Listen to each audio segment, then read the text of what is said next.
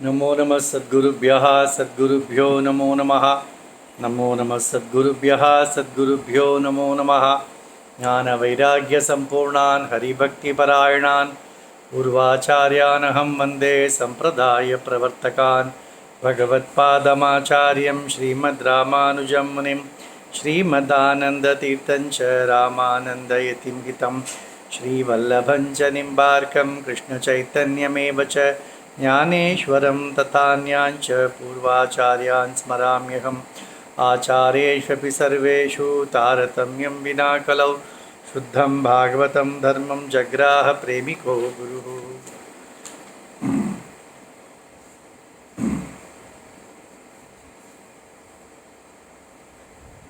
श्री वैष्णव संहिता श्री अण्णा द्वारा रचित वैष्णव संहिता में तृतीय भाग में चतुर्थ अध्याय।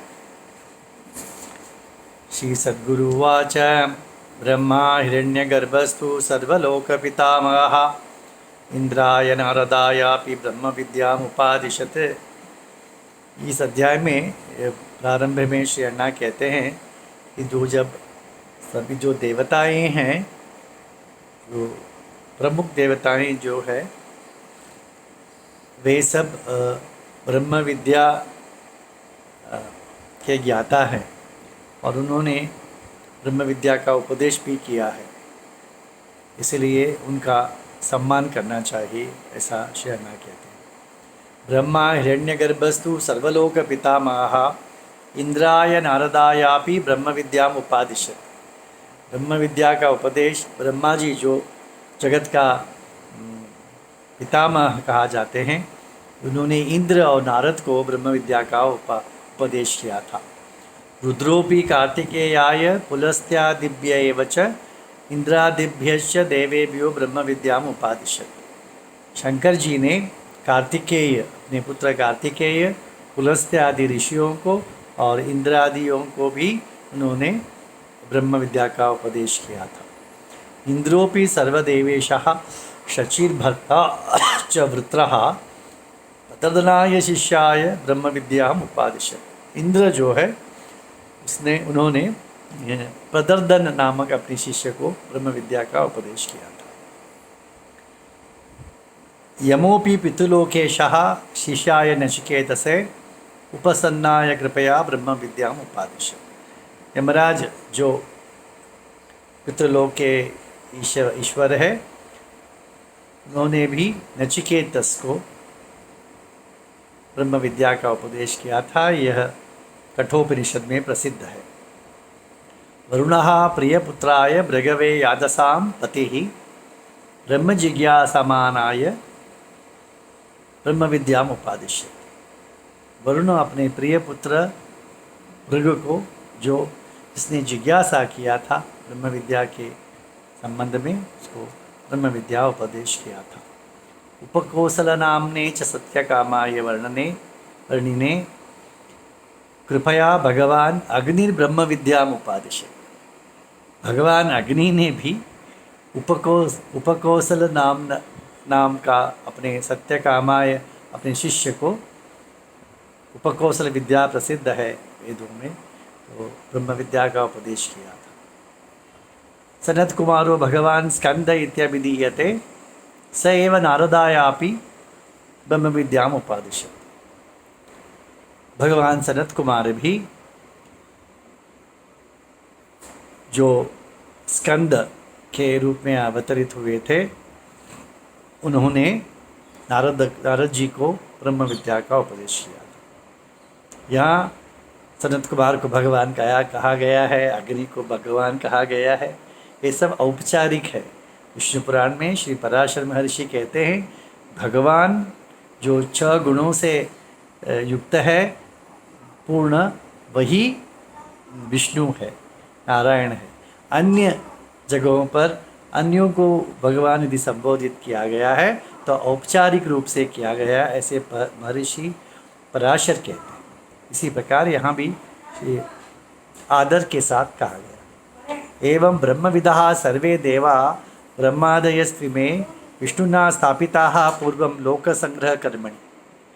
लोक निर्वाह करने के लिए जगत का निर्वाह करने के लिए विष्णु भगवान विष्णु ने ही इन सभी ब्रह्मविद देवताओं को उनके उनके पदवी पर स्थापना की थी, भगवान ने ही की थी। नारायणः परम ब्रह्म परमात्मा सनातनः अन्य देवाः तस्य दासा इति वेदानुशासनम्।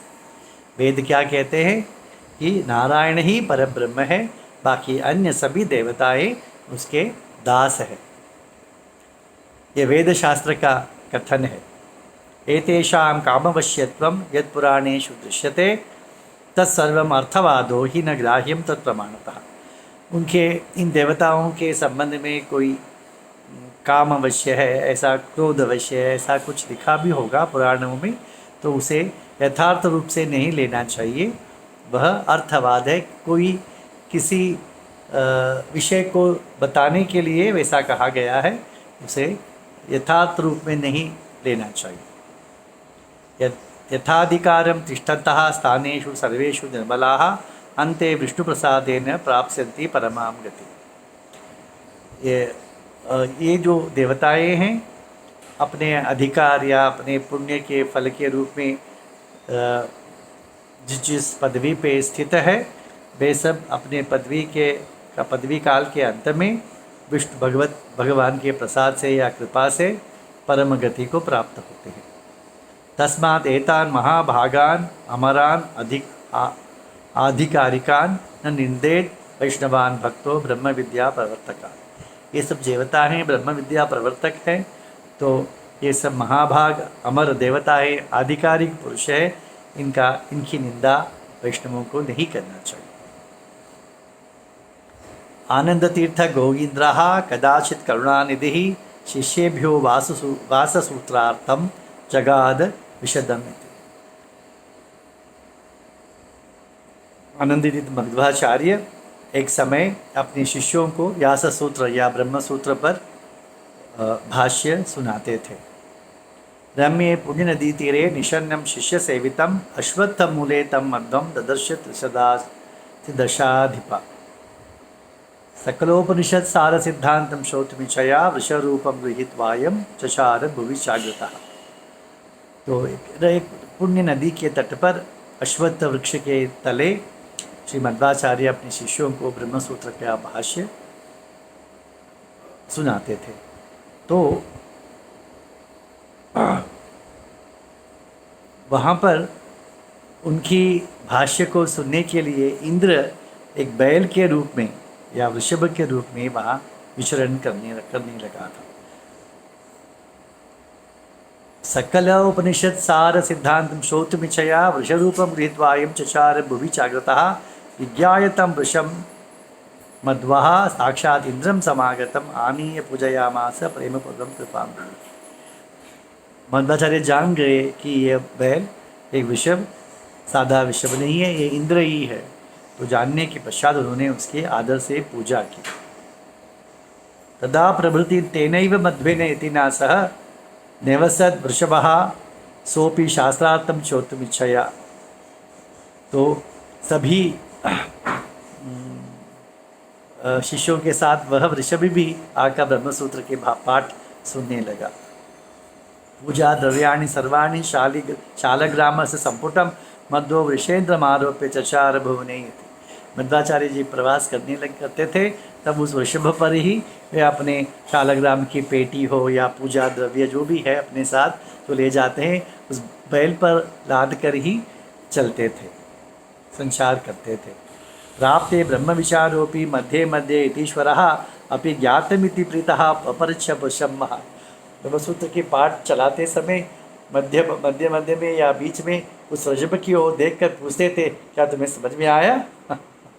तत्प्रभावम् अविज्ञाय वृषभस्य महात्मनः तस्मिन् असूयां सम्प्रापुः शिष्या मध्वस्य केचन सूचयन् गुरुराजोऽयम् अस्माकं पशुसाम्यताम् अपि ज्ञातमिति हेनं पृच्छताम् अस्माकम् अकृतः। इसे देखकर अब शिष्यों को थोड़ा अपमान महसूस हुआ। नहीं, हम इतने बड़े शिष्य विद्वान बैठे हैं यहाँ पर, हमसे नहीं पूछते हैं, इस बैल से पूछते हैं, तुम्हें समझ में आया क्या नहीं? तस्मादस्य वधम कर्तुं न्यायं दत्वा विषम रहा इति निश्चित सर्वे वृषभाय विषम। देखिए समझ में नहीं आता ये वैष्णव है या कैसे है। तो उन्होंने इस वृषभ पर मात्सर्य कर कर उसे विष देकर देने की, मारने की इच्छा की और कर दिया। वृषभानी ने वृषभो मृतो अभूत सहसा बत तम दुष्वा कृपया मध्वा कृष्णम तुष्टाव भक्तिमान। वो वृषभ मर गया तो विष पाकर तो उस पर कृपा कर भगवान मध्व ने क्या किया, 12 सूत्रवर्येण स्तुत्वा देवं जनार्दनं शालग्रामजलेनेपि प्रोक्षेतिष्ठति चाब्रवीत। देखिए, तो उन्होंने इस वृषभ के मृत्यु के पश्चात भगवान से प्रार्थना की इसे पुनर्जीवित करने के लिए, और 12 स्तोत्रों की स्तुति की, और अपने हाथ में जो शालग्राम के अभिषेक तो प्रतिदिन करते हैं उस तीर्थ से उसकी प्रोक्षण की, और सहसा वृषभस्तूर्णम समुत्थाय यतीश्वरम प्रणम्य पूर्वतस्तौ तदग्रे ब्रह्म विद्वरहा। तो उस शालग्राम की प्रोक्षण, तीर्थ प्रोक्षण से वह उठ गया और यतीश्वर को प्रणाम करके उनके सामने आकर बैठ गया। ततो दिने दिने चैष वृषो मध्वमुखेन वै शुश्राव सर्वं शास्त्रार्थं श्रद्धेव सुविस्तरा। तो प्रतिदिन मध्वाचार्य के मुखारविंद से वह वृषभ शास्त्रार्थ की श्रवण करने लगा। कदाचित यतिराजं तम शिष्याः प्रपच्छु आदरात् वर्धयिष्यति को लोके संप्रदायं तवेति च।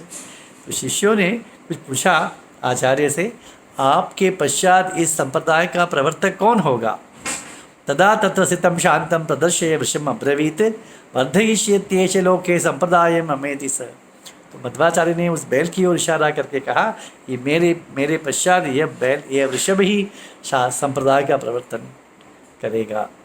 ततः कालेन दीर्घेण वृषभः स्वर्गमापसः आकर्ण निखिलं शास्त्रं सुप्रीतो गत संशयः। कालांतर में वह दीर्घ काल के पश्चात वह ऋषभ स्वर्ग को प्राप्त हुआ, सभी शास्त्रों का श्रवण करके वह स्वर्ग को प्राप्त हुआ। ऐसे श्री अण्णा इस अध्याय में कहते हैं। श्रीमते रामानुजाय नमः। श्री प्रेमिकेंद्र सद्गुरु महाराज की जय।